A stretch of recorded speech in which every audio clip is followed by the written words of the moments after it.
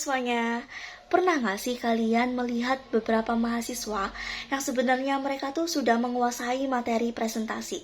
Namun pada saat hari H, mereka justru terlihat gugup, kurang percaya diri, bahkan melihat para audiensnya nih bingung apa yang disampaikan. Atau kalian pernah nih merasakan hal yang sama?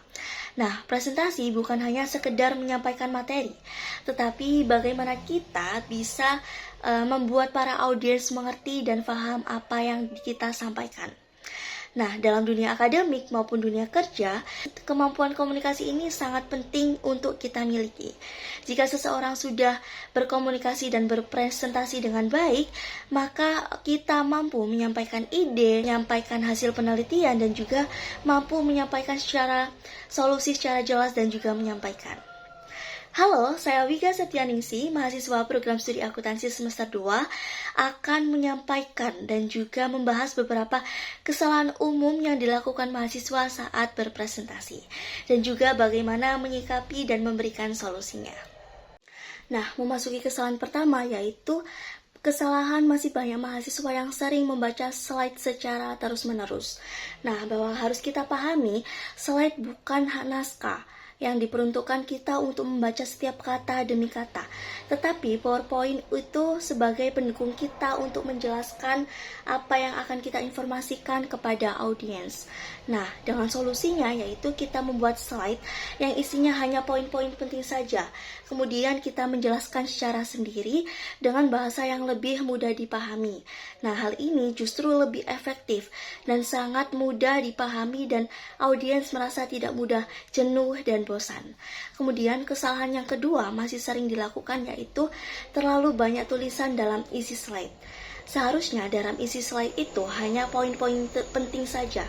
Jika terlalu banyak tulisan, maka audiens juga merasa jenuh dan merasa bosan, tidak ada gambaran yang menarik. Nah, seharusnya kita perlu membuat poin-poin isi PowerPoint yang menarik, dijelaskan dengan bahasa yang mudah dipahami. Kemudian slide yang kesalahan selanjutnya yaitu kurang melakukan persiapan. Seharusnya pada saat presentasi kita perlu adanya latihan demi kelancaran komunikasi kita menyampaikan informasi kepada audiens.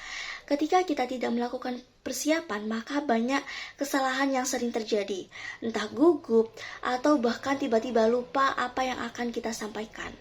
Kemudian kesalahan selanjutnya yaitu kurang berinteraksi dengan audiens.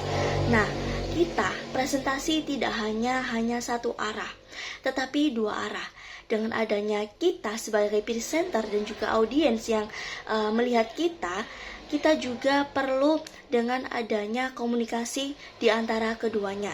Jadi tidak hanya diam-diam saja, seperti apakah kita dengan menanyakan kabar dan juga Q&A.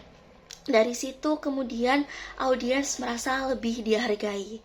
Nah, kesalahan selanjutnya yaitu berbicara terlalu cepat dan juga terlalu pelan. Nah, dalam adanya presentasi kita harus juga mengetahui intonasi. Intonasi adalah kecepatan atau nada yang tepat bagaimana kita menyampaikan dalam berkomunikasi. Nah, dari situ kita juga mengatur tempo dalam komunikasi. Kalau terlalu cepat, maka audiens juga bingung dan tidak dapat menerima informasi dengan baik. Nah, jika terlalu pelan, maka audiens juga bisa menjadi bosan dan juga merasa tidak tertarik dengan gaya bahasa yang kita sampaikan. Nah, teman-teman, dapat kita simpulkan bahwa dari penjelasan tersebut ada 5 kesalahan yang masih sering dilakukan mahasiswa pada saat presentasi. Dari kesalahan tersebut, solusinya adalah bagaimana kita untuk terus memperbaiki, terus belajar dan terus mencoba. Hilangkan dalam diri kita untuk rasa takut gagal, rasa takut salah. Karena dari situ kita akan terus belajar dan berprogres menjadi yang terbaik. Nah, dapat kita simpulkan juga bahwa presentasi bukan hanya menyampaikan materi, tetapi bagaimana kita memberikan kesan kepada audiens dengan apa yang kita sampaikan informasinya. Nah, dari situ penjelasan yang dapat saya sampaikan. Mohon maaf apabila ada kesalahan, kekurangan, atau berbelit-belitnya kata. Wassalamualaikum warahmatullahi wabarakatuh. Terima kasih.